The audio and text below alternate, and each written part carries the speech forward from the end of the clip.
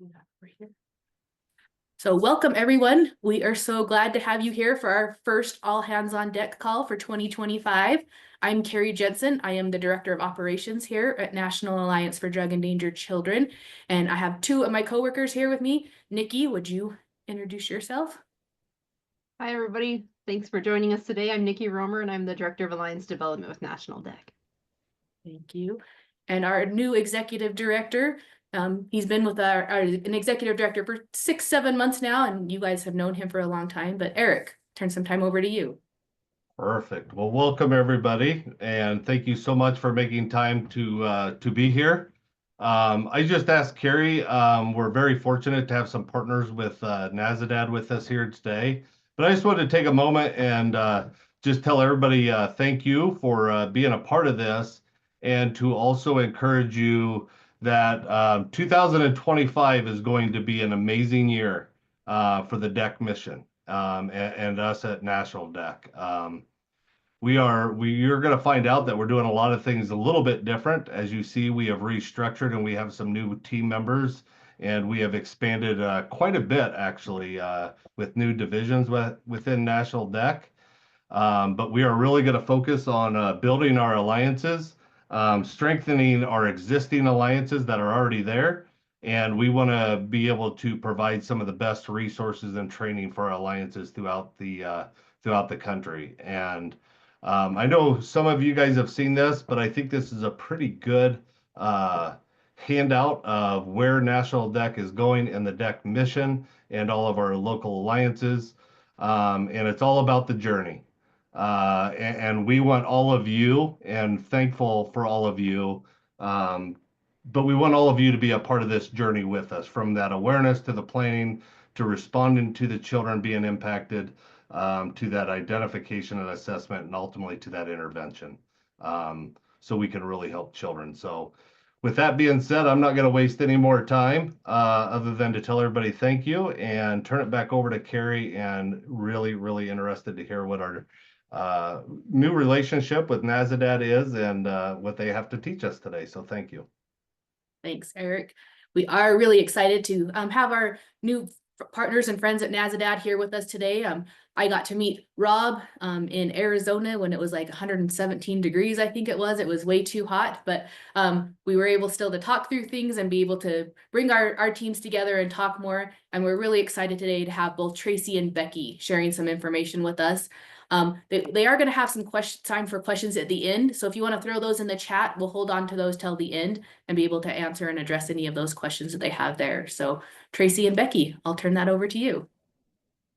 Thanks so much, Carrie. So I'm going to share my slides, and then Becky and I can introduce ourselves.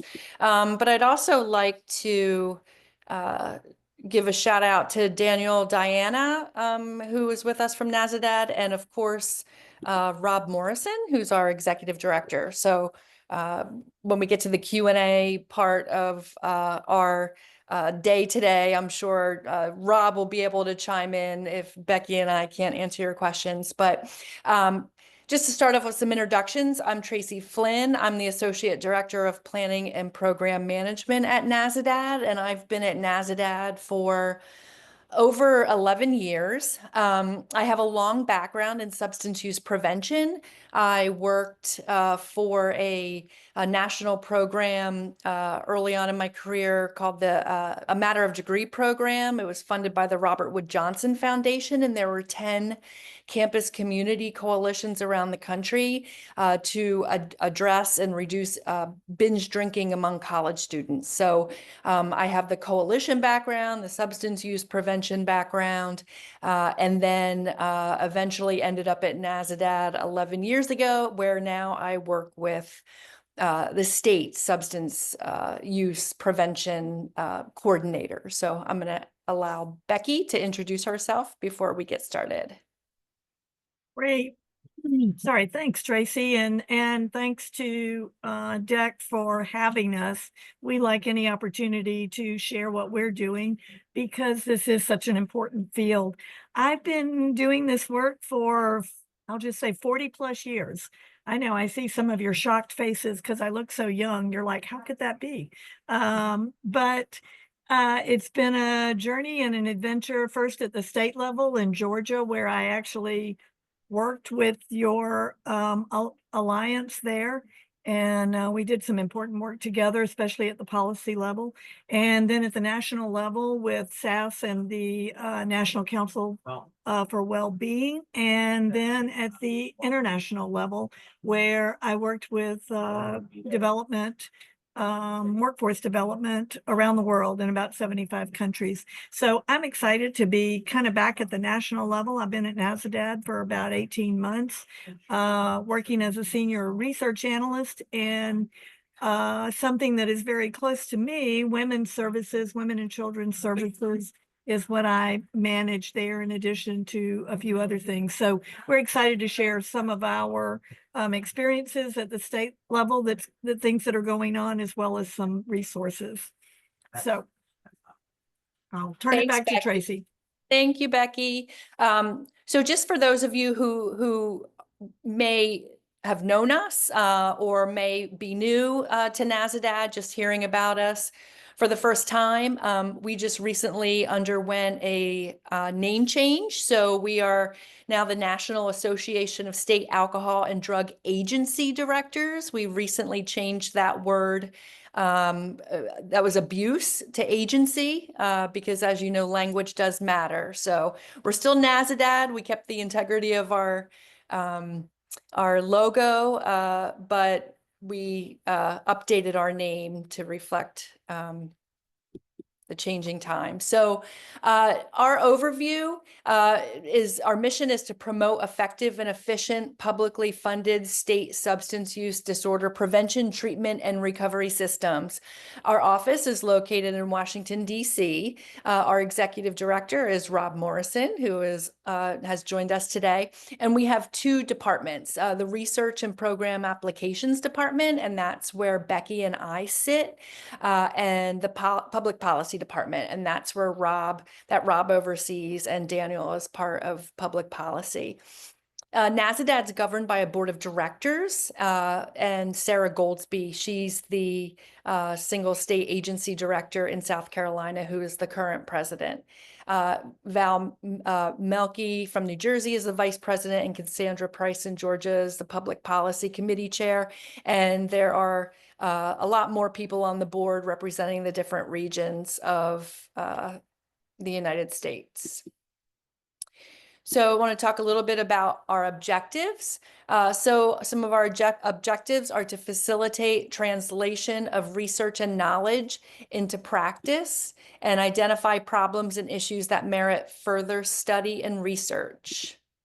Foster communication and collaboration with other organizations and national associations that interface on issues related to substance use. So that's why we're here. We have a new alliance with DEC. To promote training within the field of substance use prevention, treatment, and recovery, as well as cross-training in other systems. To provide technical assistance to our membership. Promote the establishment of national standards for quality assurance, outcomes, and performance. To shape public policy positions that advance effective prevention, treatment, and recovery services and increase funding for those services. And maintain a stable base of funding to ensure continued long-term financial viability. So what do? We serve as the national voice of state substance use agencies, and I'll talk a little bit more about those agencies in a minute. We foster partnerships among states, federal agencies, and other key national organizations. We develop and disseminate knowledge of innovative substance use programs, policies, and practices. We promote key competencies of effective state substance use agencies and promote increased public understanding of prevention, treatment, and recovery processes and services. So how do we do our work? Well, we do our work through public policy, a states helping states approach to share information, technical assistance, topical calls and webinars, product development, and inquiries. And I'll show an example of an inquiry in a little bit, but that's really an opportunity for our state members to be able to pose different questions to their peers, and then we compile their answers into a really helpful format for them to use. So what is the role of state alcohol and drug agencies? So the single state agency is the lead agency in each state and jurisdiction, and they're responsible for managing the federal funds dedicated to addressing substance use prevention, treatment, and recovery. So the agencies are governed by different statutes and regulations, and they vary in terms of their exact functions and size and where they sit within the state government. So there are some differences there, but there are some similarities in their role. They develop state plans to provide prevention, treatment, and recovery services across their states or jurisdictions. They manage the Substance Use Prevention, Treatment, and Recovery Services Block Grant, or SUPTERS, or Block Grant. It's called by a couple of different things. They manage opioid-specific grants that they receive, including the State Opioid Response Grant, or SOAR. They promote effectiveness through planning, oversight, and accountability. They report data. They promote and ensure quality and evidence-based services, encourage coordination across state government, and work with the provider community to carry out services in their states. So how do they work with these provider communities? So they convene the provider community to ensure communication and awareness, and they seek and acquire input from the provider community. And they support training for providers on evidence-based and promising practices that are related to those substance use programs, practices, and policies across the continuum. So the training includes help with translating research to practice. So when there's new research, how do they actually put it into practice on the ground? And then also facilitating a dialogue about practice to research. So for example, in prevention, there may be some innovative strategies that coalitions or people are using to reduce substance use, and they may not be fully studied. So connecting, some of those on the ground practitioners with the researchers and perhaps getting a study off the ground to evaluate its effectiveness is kind of just the bi-directional way that research to practice can work. So in addition to the state, so that's not supposed to, sometimes our animations don't work, so I'll just get them all up there. So in addition to the state directors, NASADAD serves as an umbrella group for state staff who are focused on a particular population or part of the continuum. So we have 4 component groups. First is the National Prevention Network, and that's the group that I primarily work with, and they are called prevention coordinators. So prevention coordinators make up the National Prevention Network. The National Treatment Network, so they are those individuals in the state that oversee the treatment, substance use treatment systems. The Opioid Treatment Network, or they're called State Opioid Treatment Authorities, and they do a lot of work in their states around opioid, and Women's Services Network. So that's where Becky comes in, and she'll talk to you a little bit about what the Women's Services Network focuses on. We also have contract supported interest groups. So within the states, there are youth coordinators, block grant coordinators, medical directors, HIV coordinators, recovery support service coordinators, and then the state opioid response coordinators and project directors. So our resources and services, depending on our different contract or grant that we're working under, supports a number of different people who are working within the state system. So the National Prevention Network is a NASADAD component group working to ensure effective and, sorry, I keep the pictures of everybody keeps blocking my screen. It's a NASADAD component group working to ensure effective evidence-based tobacco, alcohol, other drug prevention programs and policies that are comprehensive and culturally competent. NPN is comprised of state prevention coordinators, and they're responsible for overseeing their substance use prevention systems in the states and territories. So I just want to share a couple of examples of resources for children and families. And we are happy to share these slides. And the links are in here. If there are no hyperlinks, that means that the resource is housed on our member SharePoint site. So unfortunately, we can't give you access to that, but I can download a PDF and we can share it with Carrie, who can share it with all of you.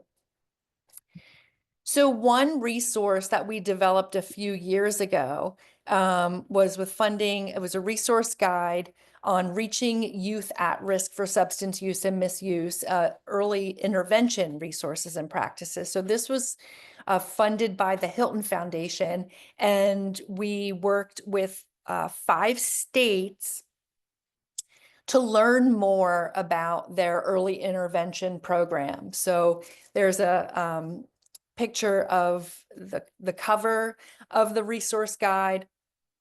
We did site visits with these 5 states. I actually went to Nashville, Tennessee, and it was in March of 2020. It was right before, was it March or February? I think it was March, right before everything shut down. So I just remember being there and then traveling home through the airport, and it was just a very strange time. So Massachusetts, they use a statewide approach to early intervention using school-based intensive interventions, school-based brief interventions, and also community-based interventions. Michigan, they have comprehensive and community-specific adolescent, transitional aged youth, and family-based services. Missouri, they have a school-based prevention intervention initiative targeted to youth in high-risk school districts over multiple years. New Jersey has an adolescent and transitional age youth interventions that rely on peer and social networks and comprehensive services for LGBTQ, homeless, and HIV/AIDS impacted youth. And then Tennessee, they have a holistic programs for adolescent and transitional age youth grounded in evidence-based practices of positive youth development and trauma-informed care. And there are more details about these different programs in the resource guide. So you'll definitely be able to access that. Another example is, so a request for information. So I don't remember what state, but one of our NPN members asked if they were seeing an increase in accidental drug overdoses among children in their state. So they asked us to send out a request for information to the other prevention coordinators, asking if they've been experiencing an increase, and if so, what types of resources do they have in order to try to counteract some of these accidental overdoses among young people. So you can just see the different programs, Connecticut, South Dakota, Washington, West Virginia. And this is one that's on our member site, but I can download this. And these requests for information. They're really popular among our members, and we do a lot of them actually, not only for prevention, but for treatment and around the opioid network and also women's services, because this is a really great way for them to learn from their peers about a particular issue. And we have a template that we just compile all the information and send it back out to everybody. So something else we did was we had a topic call. So this is under our SSATA project. It's Single State Agency Systems Technical Assistance. And that's one of our larger contracts from SAMHSA that we have to work with the states and provide technical assistance. So we had a topic call. So we have topic calls and webinars is kind of like this, like what we're doing right now. But a topic call is a little different. It doesn't have formal slides. We have a topic and develop a series of questions, and it's just, a Zoom call, and we throw out those questions, and people can write in the chat, they can answer verbally, and we just record it all and compile. We had a really good one on prevention services and activities across the lifespan. And it was a really good call because, you think of the bulk of prevention services are for those typical youth age, 12 to 18, and then there's the college age. But this really focused on the whole lifespan from like preschool through like older adults and seniors, and some of the prevention activities that are going on in like senior centers and things like that, especially because of like being on prescription medicines and increased alcohol consumption. But this was really good. This is just part of it. So we looked at the youth aged under 18. So Michigan, Rhode Island, and Washington, they shared some of the things that they're doing. So you can kind of see these here. I just don't want to read them all, but this is another one that we can download for you and make sure that we share it. And there's a lot of links to the programs that the different states are implementing. All right, now I'm going to turn it over to Becky, and she's going to talk about the Women's Services Network.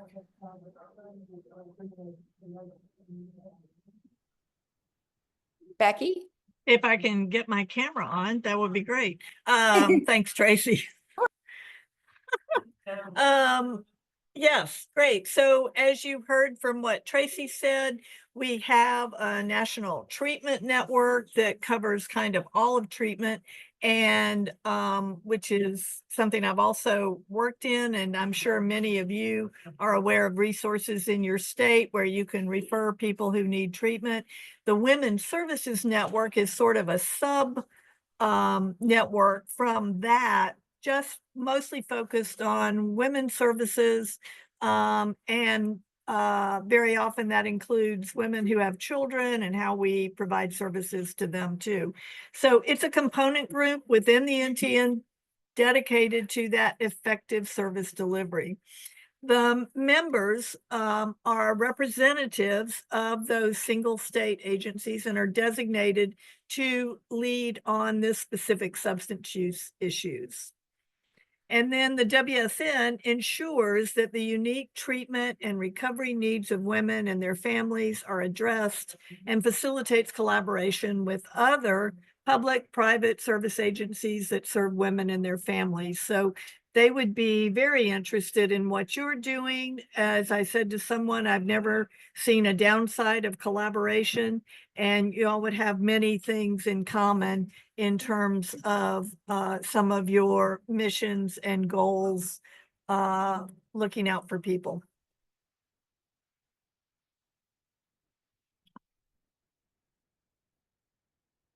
So the Substance Use Prevention, Treatment, and Recovery Block Grant, as Tracy mentioned, requires that pregnant women and women with dependent children receive preference on treatment. So as you well know, we constantly have places where there is not enough treatment available. Sometimes there are waiting lists. And that's why Congress several years ago made sure that this was the priority population, so that if there was that issue, there wasn't enough, they would get preference in terms of services that are available. There is a set aside in that block of grant also to make sure that there is funding available for these services.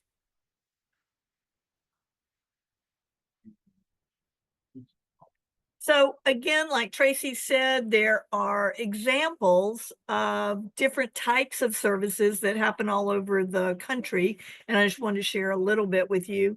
As you well know, we are a federation of states, and I'm sure you run into this with your alliances. If you've seen one state, you've seen one state. They are free to do what makes sense for their state. They make those decisions. And so very often you'll see different services in different states based on what the needs are. So for example, the continuum of services available for women and children, Arizona has set up. They have mother-infant residential treatment programs, mother-infant children, transitional housing and treatment, intensive outpatient programming that includes child sitting services. Again, these are designed to reduce the barriers that often keep individuals from getting into the services that they need. There are outpatient clinics that provide medication for opioid use disorder, wide variety of virtual and inpatient groups, maternal mental health. As we all know, very often there are mental health issues that go along with substance use disorders, and they make sure providers are trained also in perinatal mood and anxiety disorders. Again, very rarely do we see a person that just has one issue, as I'm sure that is the case with you too. Individual, couple, child, and family therapy, and there are Oxford houses. So this is just kind of one example in Arizona of how they have a comprehensive program and a comprehensive view in terms of across the lifespan, what do people need?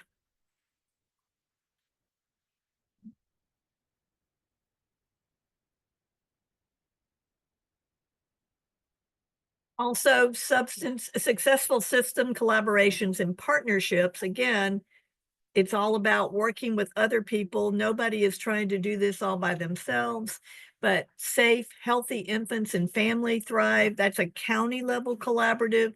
Best for Babies Court Improvement Project. Preventing Child Abuse, Arizona received a HRSA grant to support that kind of technical assistance. PPWPLT, discretionary applications. There are all kinds of extra funding that can be available for either local areas, providers, even sometimes individuals. And then HRSA also funds many projects, and in this case, the Alliance for Supporting Parents in Recovery. So there's a lot of things out there that sometimes people aren't aware of, which we also wanted to make sure you were aware of in terms of the kind of resources that are out there.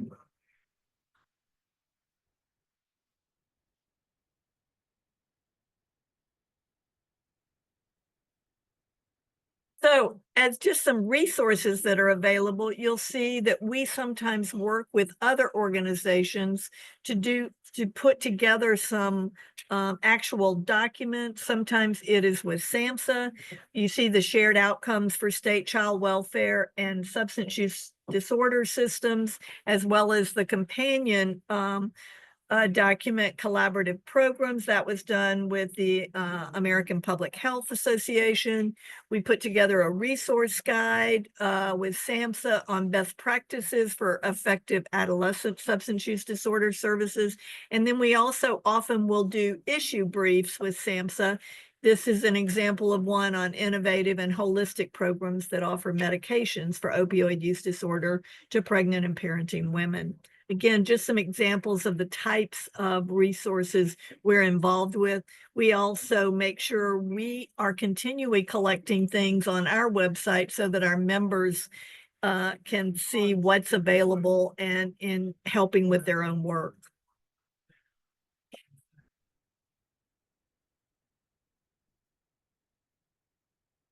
So we want to open the floor to questions. Before we do that, I just want to make sure that I thank you for what you're doing. Very often, as you know, we work in a field that feels kind of thankless sometimes.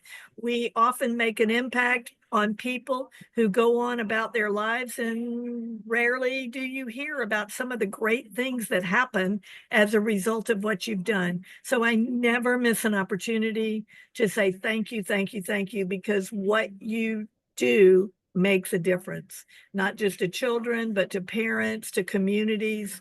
And so just make sure that you are aware of how important what you're doing is, and we'll open the floor to questions. Carrie, thanks. Thank And you. I agree. Thanks, Becky. So we will share these because our contact information is also on the slides. So I will stop sharing now so we can actually see, so I can see everybody. No, thank you both for sharing all that. And we echo what both Becky and Tracy said, that thank you for the work that you're doing. You are the boots on the ground people. You're out there doing that work. And so we're glad as these two national organizations to help gather some of those resources and help support the work that you're doing and helping connect you to more resources and more information to help the families in your community. So we're really glad to be partners with them and be able to be part of that. So one of the questions right off the bat is, how do they find out what NASADAD resources are available within their communities? You guys shared some specific states and some examples, but if they're in a different state than what was listed on your slides, how's best for them to find out what is available in their state? Who to find out? Just anybody find out what's available in their Yes. state? Yeah, so that's to go to your website or go to some of your individual network pages. We do have a public facing website that does have some resources on it, but I would, and Rob and Becky can chime in, but I would suggest trying to connect with the state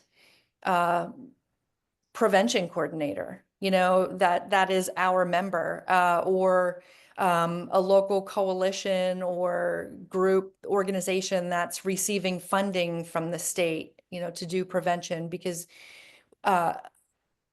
I know for prevention, and I'm sure it's the same with the other component groups, that when we send out our resources to them or we have a webinar, they do share it with their provider community because, it is available to them as well.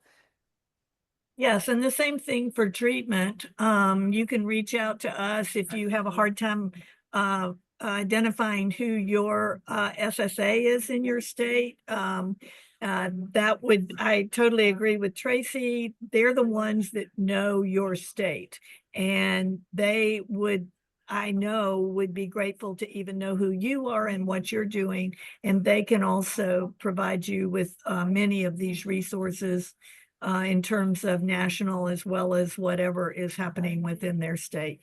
But you've got our contact information. If you have trouble identifying who that is in your state, reach out to us. We'll be happy to connect you. Yeah, we work with our states, on a daily, almost hourly basis. So, you could throw out a state and I know who the prevention contact is. So we're more than happy to connect you with them. Perfect, thank you. Yes, Tabitha. Yes, I would first of all like to say thank you all for taking the time out to present to us today on the All Hands on Deck.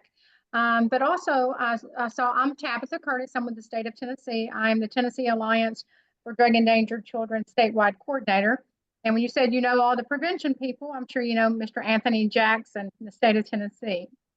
So Anthony and I go way back, but with that being said, we have a unique situation in the state of Tennessee that we developed our community response coalitions. Our program is embedded within the state-funded coalitions, and of course, we bring funding to the table as well. But as a National Alliance for Drug Endangered Children board member, I really have a great desire to see our continuation and partnership growing with NASADAD. I think the future, we are in a shift. Eric mentioned earlier about great things happening with National DEC in the future. And I see a shift change in our understanding and working with the coalitions and moving forward in this year. So thank you all for your presentation. And as Becky said, you know, I've never seen anything wrong in collaboration. Never seen, you know, collaboration is the key to all of our work, and definitely sustainability for all the work that we're doing is building that capacity, whether it be at the state or the national level. So thank you all. Thank you, Tabitha. What other questions does the group have? I did have one other one around your topic calls. Is that something that people can register for and attend, or is that just something that you are doing within your network? And that those are they archived, or are they available for people to watch later? Well, they are on our member site, on our SharePoint site. When we schedule a topic call or a webinar, we send out the invitation to our state contact, and then it's up to them to disseminate down through the provider network. So I would need to check if that's something that we can also share with you. I don't know if Rob knows. I don't see why not. I mean, we're SAMHSA funded. It's Exactly. So, short answer is the source of the topic call. If it's a contract, it'll usually be inward facing. So for states, Tracy explained that the states helping states approach is a core component of what we do. And so our first commitment, our first kind of requirement is to make sure that we're fulfilling that contract and supporting states and what they do. So those are inward facing. But anything else that we can think of that we can share, we'll do. Number one. Number two, we'll report out this very meeting to our board, to leadership, to make sure they know this is a priority for DEC, and share the board contact information with our board to correspond. And then three, I think Tracy hit it with facilitating connections back home where it matters most, and the support that you all need. And that's our job, to get you to connect with who you need to connect with. And that also includes opportunities for those convenings we talked about. So you all know, you lead the state level meetings and conferences, and having that opportunity to know all the good work happening and where that could fit potentially in convenings. Also, there are advisory committees, there are county level activities.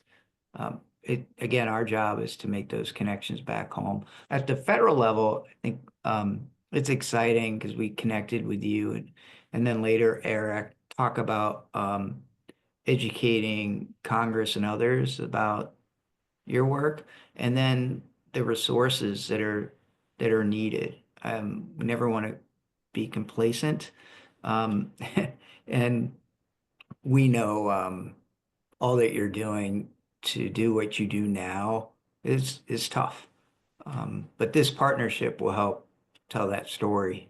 The more we learn at the staff level, those interactions back home, we can paint that picture.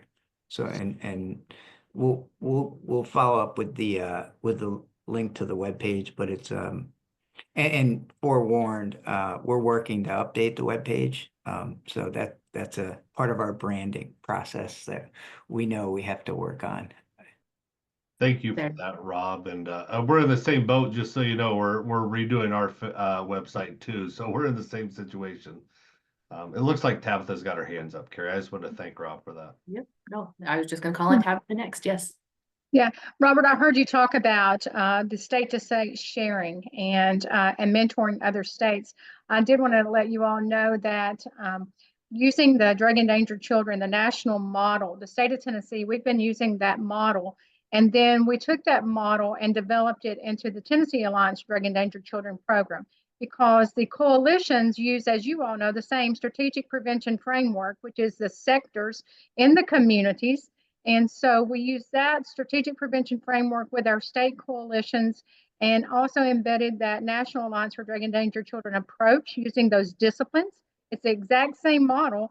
And we have now a promising practice guide and online training with the Tennessee Bureau of Investigation that we would love to share with you all. If that's something you're interested in, I can get the link to Carrie or Eric, and they can send that over, and you can take a look at that promising practice guide and see if that's something you would be interested in sharing. Thank you.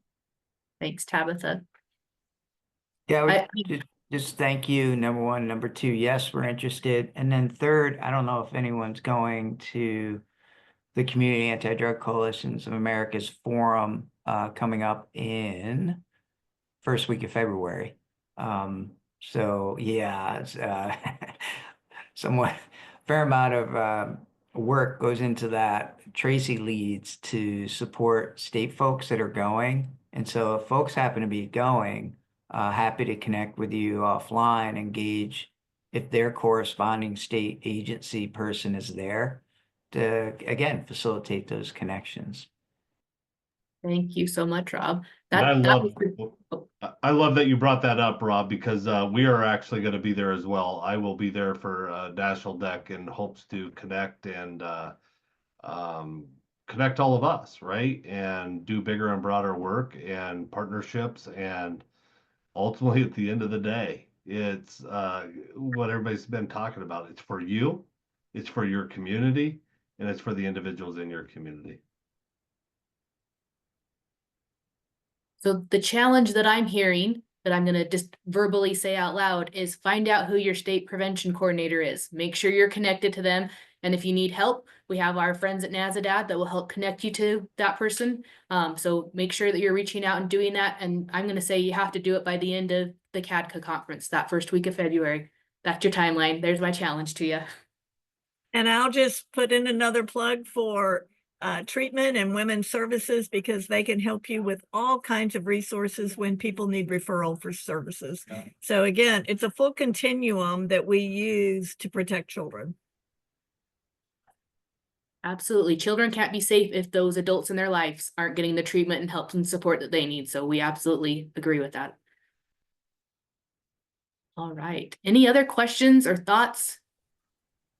Tabitha, Carrie? if you have that link, I would, if you want to, you could throw it into this, but we will also send it out. The partnership with Tennessee DEC and this promising practice on how to roll this out has been amazing. And I know your work and your love for coalition work and all of that, and making really the two alliance and those type of things come together has been remarkable. So I think Yeah. sharing that would be amazing. I did put it, Eric, in the chat, but Stacy had mentioned in the chat that she wanted to know about the DEC simulation project that we were working on. She talked with me in Kansas about a year ago. So Carrie, do you mind sharing with that? Carrie was the creator of that project, and your impact. So yeah, we were able to partner with the Tennessee Alliance for Drug Endangered Children to create a new curriculum that we've titled Your Impact. It's a hands-on curriculum. You're learning a lot of information around adverse childhood experiences, around positive childhood experiences, and drug endangered children. Generally, you're learning those at those kind of general broad levels, and then you do some hands-on building a brain. You were using a game called the Brain Architecture game that was developed from Harvard, and we use that game as a hands-on way to see where ACEs and PACEs and drug endangered children impacts all come together, and how they're affecting one another, and how we, as all the adults in a child's life, can come in and intervene at different points. We can't change what happened to them at birth if they were born addicted to drugs. If we're coming in when they're 5 years old, what can we do to impact them now and help change that trajectory of their life? And so that's what that whole curriculum is about. And it's something that is fun and engaging, and you're learning a lot. And like I said, building that brain with your hands is something that has been very memorable for those that have participated so far. And Carrie, you have that on the National Alliance for Drug Endangered Children website, and how to find out about the training and get all that, right? We do, yes. Yes, we do. Tabitha, I don't see your link in the chat for your toolkit. It might have just gone to an individual if you had a side chat, so it looks like she's finding that to put that in for everyone else.